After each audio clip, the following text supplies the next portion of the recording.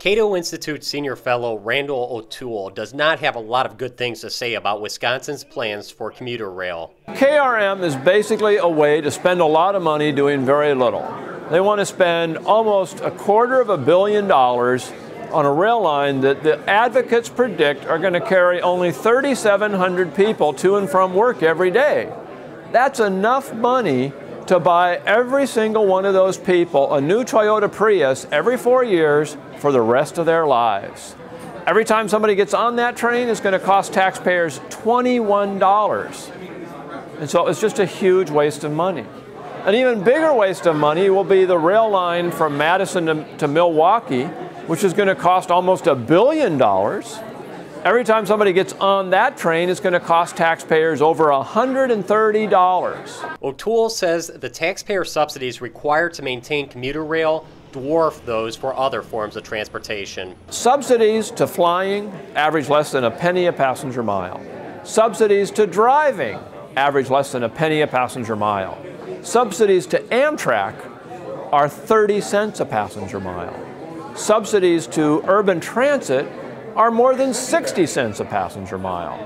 So we're talking about much larger subsidies to transit and rail transit. Subsidies to high-speed rail are probably going to be around 40 cents a passenger mile.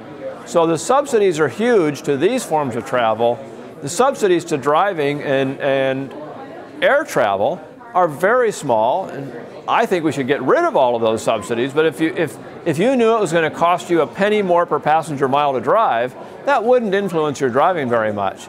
If you knew it was going to cost you 60 or 70 cents more a mile every time you ride a mile on a bus or an urban train, you would stop doing that. You just couldn't afford it anymore. Furthermore, O'Toole says the idea that trains are a green form of transportation could not be further from the truth.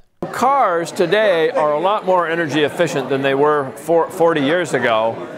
Meanwhile, transit is a lot less energy efficient than it was 40 years ago, and they've crossed in the meantime, so that now cars are just about as energy efficient as transit. Last year, the average car on the road used 3,445 BTUs per passenger mile. The average transit system used 3,444 BTUs per passenger mile, just 1 BTU difference. That's a unit of energy.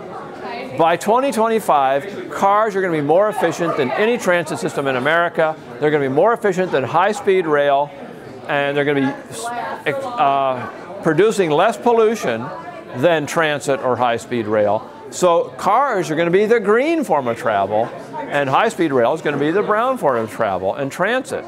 The KRM line is supposed to save only 0.07% of energy of transportation in the corridor.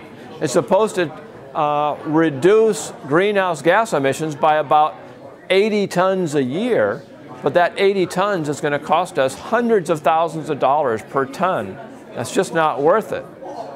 The line from Madison to Milwaukee is similarly inefficient. It's going to cost a huge amount of money to produce a very trivial environmental benefit, if it produces any benefit at all. For the MacIver Institute, I'm Bill Osmolsky.